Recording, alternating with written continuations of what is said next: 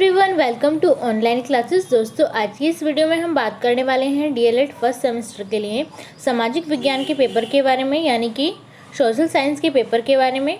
सारे ही question most important हैं और प्रीवियस ईयर में बार बार पूछे गए हैं, तो वीडियो अंत तक जरूर देखिएगा। चलिए स्टार्ट करते हैं। फर्स्ट क्वेश्चन में पूछा गया है, भूपटल पर परिवर्तन होने का कारण है।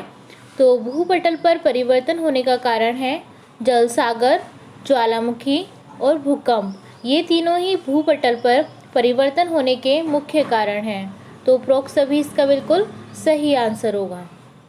नेक्स्ट में पूछा गया है, एक से दूसरे ज्वार के बीच अंतर होता है। तो एक से दूसरे ज्वार के बीच अंतर होता है 12 घंटे 13 मिनट का। ऑप्शन आ इसका बिल्कुल सही आंसर होगा।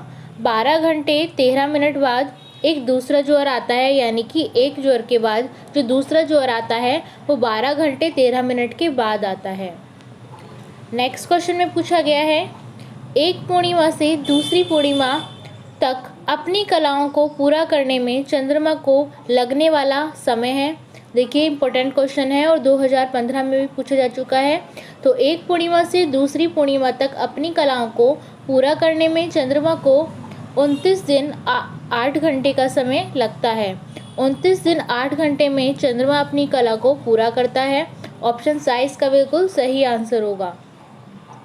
नेक्स्ट है, समुद्र के पानी में ज्वार भाटा आने का प्रमुख कारण है। तो समुद्र के पानी में ज्वार भाटा आने का प्रमुख कारण चंद्रमा का गुरुत्वाकर्षण बल होता है। ऑप्शन आ इसका बिल्कुल सही आंसर होगा। नेक्स्ट में पूछा गया है, व्यापार के संदर्भ में भारत ने किस देश के साथ पारगमन समझौता किया है। तो व्यापार के संदर्भ में भारत ने नेपाल के साथ पारगमन समझौता किया है। इम्पोर्टेंट क्वेश्चन है और आप इसे अच्छे से याद भी रखिएगा। नेक्स्ट में पूछा गया है, विश्व की सबसे अधिक वर्षा भारत के किस राज्य में होती है। तो विश्व की सबसे अधिक वर्षा भारत के मेघालय राज्य में होती है। और मेघालय में कहाँ होती है? चेरापूंजी माउसिनराम में होती है। ये भी आप अच्छे से याद रखिएगा। नेक्स्ट में पूछा है, वह क्षेत्र क्या कहलाते हैं जहाँ शिकार और चराई पूर्णतः प्रतिबंधित है। तो वह क्षेत्र कहलाते हैं राष्ट्रीय उद्यान। राष्ट्रीय उद्यान में शिकार और चराई पूर्णतः प्रतिबंधित होती है। नेक्स्ट क्वेश्चन पूछा गया है, भारत की सबसे लंबी तटरेखा वाला राज्य है। तो भारत में सबसे लंबी तटरेखा वाला राज्य है गुजरात।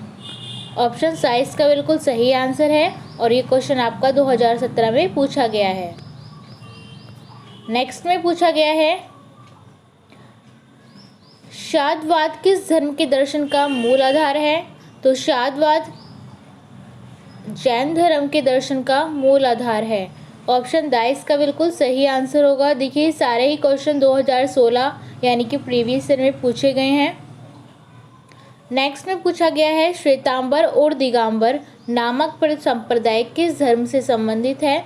तो श्वेतांबर और दिगंबर नामक संप्रदाय जैन धर्म से संबंधित है।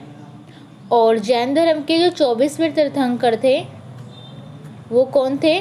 महावीर स्वामी थे। महावीर स्वामी 24वें तीर्थंकर थे और ये अंतिम भी थे। और प्रथम कौन थे?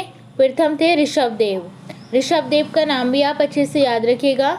जैन धर्म के प्रथम प्रवर्तक जो थे वो ऋषभदेव जी थे। नेक्स्ट क्वेश्चन में पूछा गया है, कौन सा साहित्य धर्मेतर साहित्य है। तो ये है रामायण।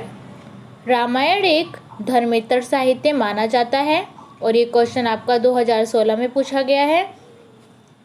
नेक्स्ट क्वेश्चन में पूछा गया है, जादू टोना तंत्र मंत्र चिकित्सा रोग व्याधि एवं लोकाचार से संबंधित वेद है। तो ये है अर्थवेद। अर्थवेद जादू टोना तंत्र मंत्र चिकित्सा रोग व्याधि एवं लोकाचार से संबंधित वेद है। और हमारे कितने वेद होते हैं? 4 वेद होते हैं। चारों के नाम यहाँ पर दिए गए हैं, ऋग्वेद, यजुर्वेद, सामवेद और अर्थवेद। इन चारों वेदों के नाम भी आप अच्छे से याद रखिएगा। नेक्स्ट है, हर्यक वंश का प्रमुख शासक था। तो हर्यक वंश का प्रमुख शासक था बिंबिसार। ऑप्शन 22 का सही आंसर होगा। नेक्स्ट में पूछा है सिकंदर कहाँ का राजा था, तो सिकंदर मैसेडोनिया का राजा था। और ये क्वेश्चन आपका एक बार अति लघु टाइप क्वेश्चन में भी पूछा गया है सिकंदर के बारे में, तो आप इस क्वेश्चन को अच्छे से याद रखिएगा। नेक्स्ट क्वेश्चन पूछा गया है जैन धर्म के संस्थापक थे, तो जैन धर्म के संस्थापक थे पार्श्वनाथ जी। ऑप्शन द इसका सही आंसर होगा। नेक्स्ट पूछा है महात्मा बुद्ध के उपदेश किस भाषा में है, तो महात्मा बुद्ध के उपदेश पाली भाषा में है। ऑप्शन सा इसका बिल्कुल सही आंसर होगा। नेक्स्ट में पूछा गया है बुद्ध काल के महाजनपद किस पर्वत के उत्तर में थे, तो बुद्ध काल के महाजनपद विंध्य पर्वत के उत्तर में थे। ऑप्शन आ इसका सही आंसर होगा। नेक्स्ट है किसने हंगरी को आर्यों का मूल स्थान कहा है, तो ये कहा है डीपी गाइल्स ने। डीपी गाइल्स ने हंगरी को आर्यों का मूल स्थान कहा है, तो ऑप्शन सा इसका सही आंसर होगा। नेक्स्ट पूछा है किस वेद को संगीत की पुस्तक माना जाता है, तो ये माना जाता है सामवेद को। सामवेद को संगीत की पुस्तक माना जाता है। ऑप्शन सा इसका सही आंसर होगा। नेक्स्ट पूछा है वेद का शाब्दिक अर्थ है, तो वेद का शाब्दिक अर्थ होता है ज्ञान। ऑप्शन 22 का सही आंसर होगा। नेक्स्ट क्वेश्चन है शोधों के अनुसार सर्वप्रथम मानचित्र का निर्माण किया गया था, तो शोधों के अनुसार सर्वप्रथम मानचित्र का निर्माण किया गया था मिस्र में। मिस्र में सर्वप्रथम मानचित्र का निर्माण हुआ था। नेक्स्ट में पूछा गया है मापक के अनुसार मानचित्र का प्रकार है, तो मापक के अनुसार मानचित्र का प्रकार है दीर्घ मापक मानचित्र और लघु मापक मानचित्र। ऑप्शन आ और ऑप्शन बा दोनों ही करेक्ट आंसर हैं, तो ऑप्शन सा इसका बिल्कुल सही आंसर होगा।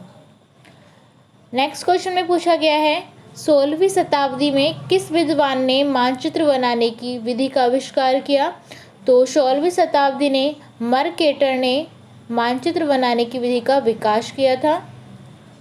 22 का सही आंसर है। नेक्स्ट क्वेश्चन में पूछा है मानचित्र का प्रमुख घटक इनमें से क्या नहीं है, तो मानचित्र का प्रमुख घटक इनमें से चित्र नहीं होता है। बाकी दूरी, दिशा और प्रतीक ये तीनों ही मानचित्र के प्रमुख घटक होते हैं। नेक्स्ट क्वेश्चन में पूछा गया है, तो आगे हम बात करने वाले हैं अति लघु टाइप क्वेश्चंस के बारे में, जो कि मोस्ट इम्पोर्टेंट क्वेश्चंस मैंने आपके लिए हैं। तो चलिए देखते हैं किस टाइप के क्वेश्चन आपके पूछे गए हैं। सबसे पहले मोस्ट ऑफ द क्वेश्चन जो पूछे गए हैं उनमें से ही हम एक क्वेश्चन सबसे पहला देखते हैं।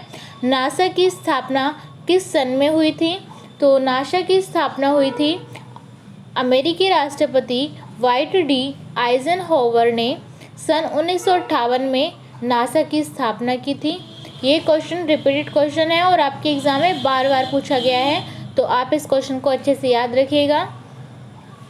नेक्स्ट में पूछा है थुम्बा में स्थित भारतीय अंतरिक्ष केंद्र का नाम बताइए, तो थुम्बा में स्थित भारतीय अंतरिक्ष केंद्र का नाम है विक्रम साराभाई अंतरिक्ष केंद्र थुम्बा, यानी कि थुम्बा में स्थित है, तो विक्रम साराभाई अंतरिक्ष केंद्र इसका सही आंसर है।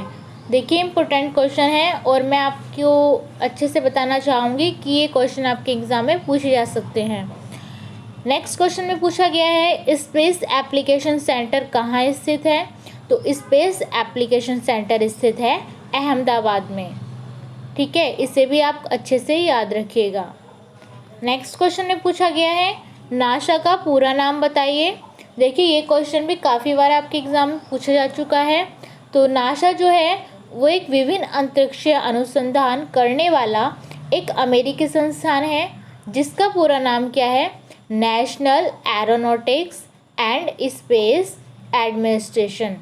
National aeronautics and space administration अर्थात राष्ट्रीय बेमानिकी एवं अंतरिक्ष प्रशासन। इसकी हिंदी में डेफिनेशन ये है, लेकिन आपको किस में याद रखनी है, इंग्लिश में आपको इसकी डेफिनेशन याद रखनी है। नासा की डेफिनेशन क्या होती है, देखिए जान लेते हैं, दोबारा से जान लेते हैं क्योंकि इम्पोर्टेंट क्वेश्चन है। एन से होता है नेशनल, ए से होता है एरोनॉटिक्स, एस से होता है स्पेस और ए से होता है एडमिनिस्ट्रेशन।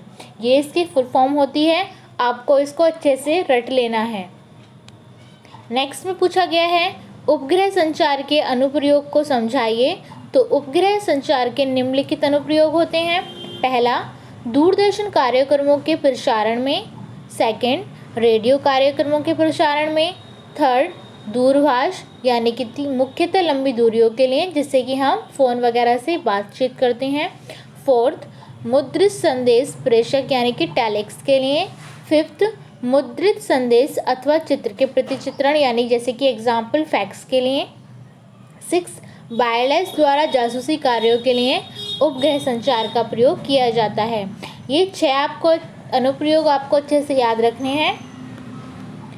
तो जितने भी मोस्ट इम्पोर्टेंट क्वेश्चंस बन रहे थे इस चैप्टर से और जितने भी ये मॉडल पेपर मैं आपके लिए लेकर आई हूँ, मोस्ट इम्पोर्टेंट क्वेश्चंस लेकर आई हूँ, आप इन्हें अच्छे से याद करके जाइए एग्ज़ाम में और एक ना एक क्वेश्चन आपको एग्ज़ाम में ज़रूर पूछा जाएगा।